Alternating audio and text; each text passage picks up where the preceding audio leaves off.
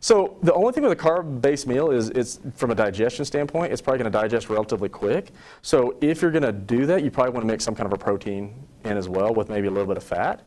Guys, these are some different tracking apps that you can use. That's one cool thing. Like, back when I started doing this, we had to do it all by hand. Now, you can put a whole lot of stuff on your phone. Actually, I'm going to show this to you real quick, too, and then I'll get to your question, sir. This was actually something that was developed at for the Olympic Training Center. So this is looking at your easy training days and kind of what your plate should look like. So the My Plate that's done by the U.S. government, this is kind of an offshoot of that, but it's going to be based on more on an athletic profile.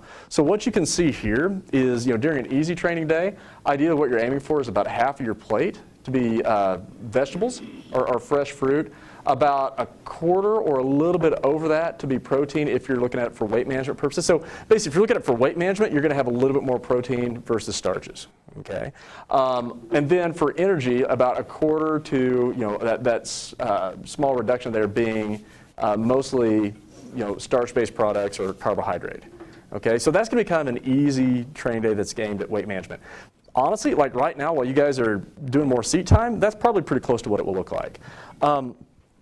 As you start to progress through the academy, it's probably going to switch to something that looks a little bit more like this. Okay, so what you're going to see is now, still a good majority of our plate is going to be those raw veggies and whatnot, or raw or cooked veggies. About a quarter is going to be protein, and then a little bit more is going to be coming from that starch group in order to make sure you got the energy to sustain your training. Okay. And then, so this would be an example of a hard training day. So, a lot of times this is for endurance athletes who are having a hard race day or something like that, where, they're going to need a lot more starches in order to help just sustain activity levels for a longer period of time, okay? All right, nutrient timing, we're going to touch on this a little bit throughout. But the big thing on this is, 30 to 90 minutes before training is trying to get something in your system, ideally. That tends to be a challenge with the workouts that we do in the morning because, they start at, 7 a.m. So a lot of times people just don't like to eat before they work out. Anybody like that? So what's your buffer zone? Because for me, I got it usually about 60 to 90 minutes before, otherwise I get pretty sick. If you're going to, if you don't want to wake up at 4 a.m. to eat, which I could understand that, or 5 a.m., other options for you would be have something that's relatively easily digestible at that point. So, maybe even just a little bit of OJ, okay, or a banana, or with a little bit of peanut butter might be something that's fairly well tolerated. As I said before, the challenge with orange juice is, it does tend to have a lot of sugar in it, but right before a workout to get something in your system, that's a much better scenario than having a hypoglycemic reaction in the middle of a workout. Okay, so I would recommend getting something in your body and in your system at that point.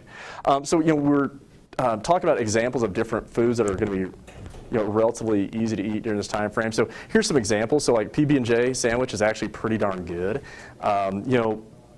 It's one of those things where there's a little bit of sugar in it, but also with the peanut butter, that extra protein and fat kind of helps balance that out and slows that energy release a little bit more. So it takes a little bit longer to digest in the gut, having those extra nutrients in there. Glass of milk and a piece of fruit. All right, so what you'll notice is most of these have some kind of a protein and a carbohydrate combined to sustain that energy release for a longer period of time.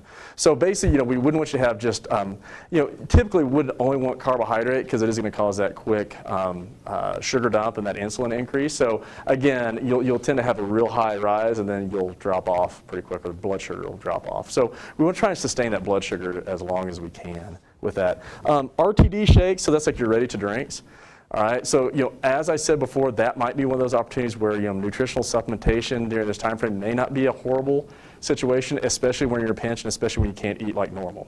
And then cereal with milk is not necessarily a bad look either. So again, we're combining that dairy with carbohydrates as well. Different types of cereals also, some will be higher in fiber than others, so that's another potential benefit of looking at that as a possible option. This is talking about your post-workout stuff. So really, you guys probably heard before, after workout, drink chocolate milk. Okay, main reason for that is it's got about a 3-to-1 carbohydrate to protein ratio. So if you look at your average glass of milk, it's probably gonna have about 8 to 10 grams of protein in it. All right, so if you're looking at a 3-to-1 ratio, you're looking at roughly, 30 to 24 grams of carbohydrate. So basically what happens is that's been shown to be a really good combination, because what happens is that sugar is going to cause an insulin response as well as the protein. But with that additional protein in there during that time frame, then the insulin is going to take the sugar as well as the protein or the amino acids into the cells. So it helps with recovery, and it also helps with increasing muscle mass as well. So it's one of those things where that's what we're seeing is like that tends to be a pretty good ratio. 3 to 1 is really a little bit more on the endurance athlete side. For people who are more in sports that are concerned with like lean mass accrual and things like that, 2 to 1 is probably acceptable as well. That kind of helps moderate some of those weight management issues a little bit as well. But 2 to 1, 3 to 1 ratio right after workout is probably a pretty good look. What we're going to do for you guys is whenever we stop our training sessions, we're going to aim to probably stop those at about 8 o'clock. So that gives you about 15 minutes to get changed, get something in your system, and get to class. All right, and again, keeping in mind that 15-minute window, that's a pretty short window. So as you said before, that's when having maybe some of these more easily digestible things that are relatively easy to transport are a pretty good situation. Okay, it'd be challenging to bring in the tough work container with the Denny's breakfast buffet in and get that down in that amount of time. So guys, here's some other ideas as far as like healthy snacks and different things that you can maybe try and transport. Again, some of this is obviously going to be predicated on what kind of availability you have to refrigeration and things like that. Like, good thing is today, just leave it in your car, you'll be fine. And yesterday was brutal. But these are some things that you guys can look at that might be some decent options for you as far as nutrition throughout the academy. Okay, so quick snacks that are relatively healthy help sustain your energy levels. Okay, and really good in between meals. Okay, all right. So hopefully that answered your question. What other questions do you guys have? Yes, sir. I told you were next. Sorry, I forgot. It's okay. That was a long build-up. So go ahead. So I know we already talked a little bit about diet fixation and not necessarily eating the exact same thing every day, but are there certain things that would be beneficial for us to be eating every day? Yeah, and you can have a seat. It's one of those things where eating similar things on a daily basis is not necessarily a horrible thing. There's a lot of foods that have a lot of positive benefits from it. I think the thing that I was really trying to emphasize on that is trying to make sure that you're having a variety of foods. Yeah, so it's not that you can't eat the same things every day, but try to mix some different things in there to make sure that you're getting adequate nutrients from from different types of foods as well. Because I think that is one thing that tends to happen is we do tend to get pretty regimented on certain things, and what that might facilitate is nutritional deficits if we're not eating other types of foods. So I will say this, it's not necessarily that you shouldn't eat certain things on a daily basis that are healthful foods. It's just if you're doing that, are there other things that are being excluded? And trying to balance that out a little bit. Make sense? Cool. What else? Yes, sir. Trini Coleman. When we were discussing protein, you mentioned soy protein as a source. I was reminded of the fact that there can be too much soy in a diet, especially for men, because it can have Yeah, so so it increases estrogen levels. So actually, all right, you can have a seat on that one. I'll definitely tackle that one. So that's not exactly accurate. All right. So unless you have other research than what I've seen recently, that the one study that you're talking about that really hallmarked that was actually done with men who were going through reproductive therapy at that point in time. So they already had low testosterone counts anyway, and estrogen levels may have been elevated slightly as well. So that we're not necessarily saying we grabbed 10 dudes off the street and did this. They already had some potential issues. So with that, to me, that's kind of a confounding variable that I wouldn't say that if you have soy that you're going to have any kind of major issues. So yeah.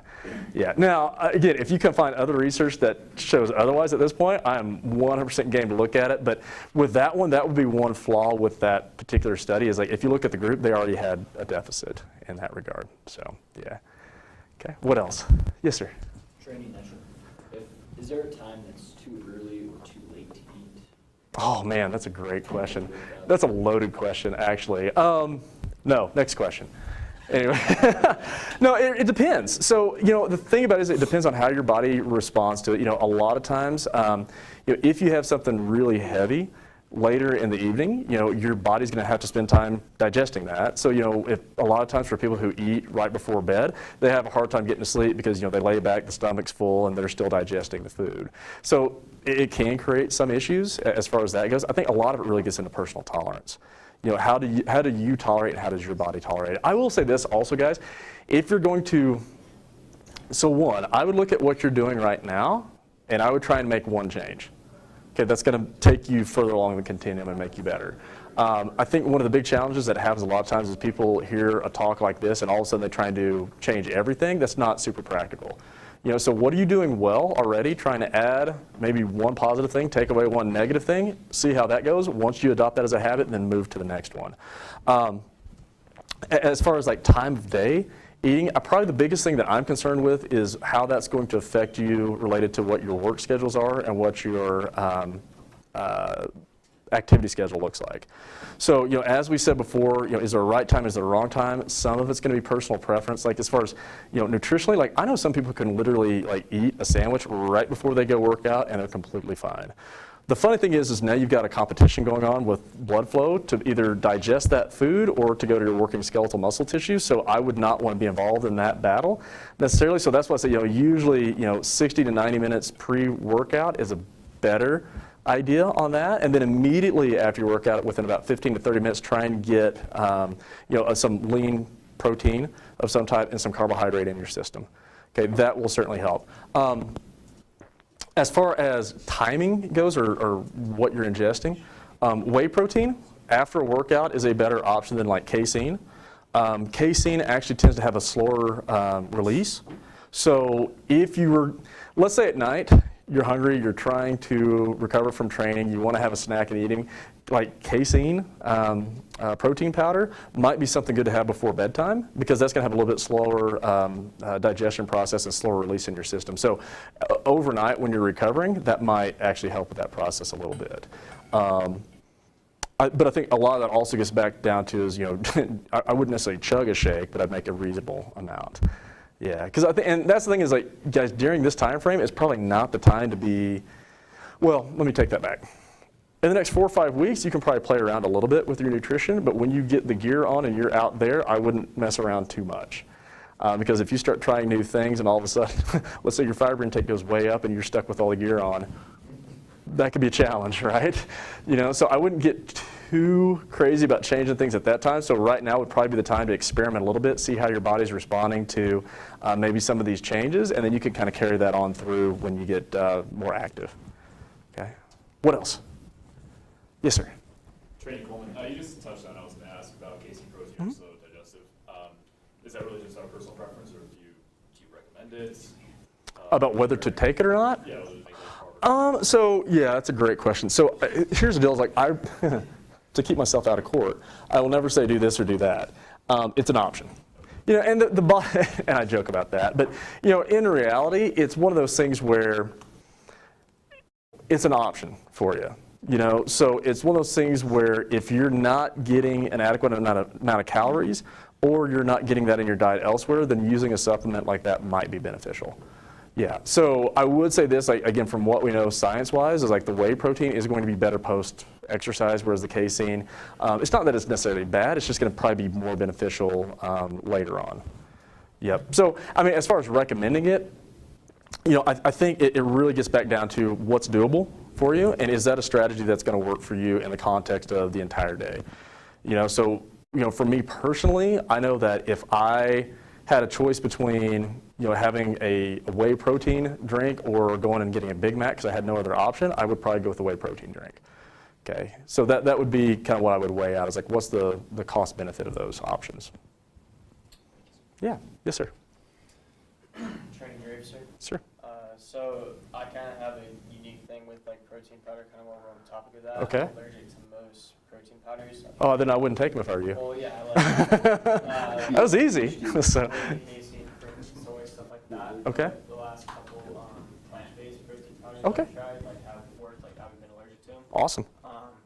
But like with protein bars, I'm allergic to pretty much all those too. I think it's like something to do with the whey or the ingredient they put in there. Could be.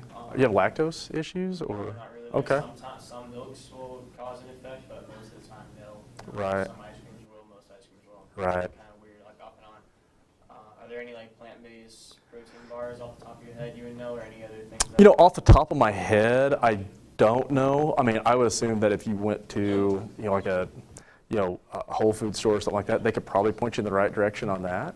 I'm definitely not a supplement expert by any stretch, but yeah, I would assume that they probably have some products that would be acceptable.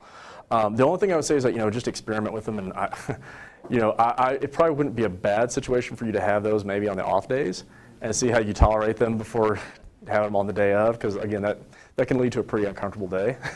So yeah, that would be my recommendation. Yep. Okay. Anything else, guys? All right, was this helpful at all? Yes, sir. Okay. One thing that I do want to commit to you guys is, like, again, if this wasn't helpful and you're just being kind, I want to make sure that we get you what you need. All right. So you guys should have my email address, right? Okay. You've got my cell phone number. If there's other information that you guys want me to bring to the table, let me know, and I will try and find handouts for you and things that you can read. One of the things that we're committed to doing, especially with our students helping with this process, is making sure that you guys are armed with information so then you can make the best decisions for you. As I said before, nutrition really is one of those areas. Some of it, there's science behind it, there's physiology behind it, but we also got to kind of mesh that with the art and your personal preferences as well. So there's not just any one way to necessarily do this. There are some basic physiological principles we need to consider when you're making your decisions, and that's what I want you guys to think about. Is based off what we talked about today, knowing how these macronutrients work, knowing how the vitamins and minerals work, what's going to be the best strategy possible in order to make sure that I'm maintaining good health and well-being, and I can perform at optimal level when I get called to do that. All right, and again, for you, there's going to be some individual strategies that are going to work for you that may not work for others. That's what we'll kind of work with you to kind of help tweak. All right, cool. We're done, folks.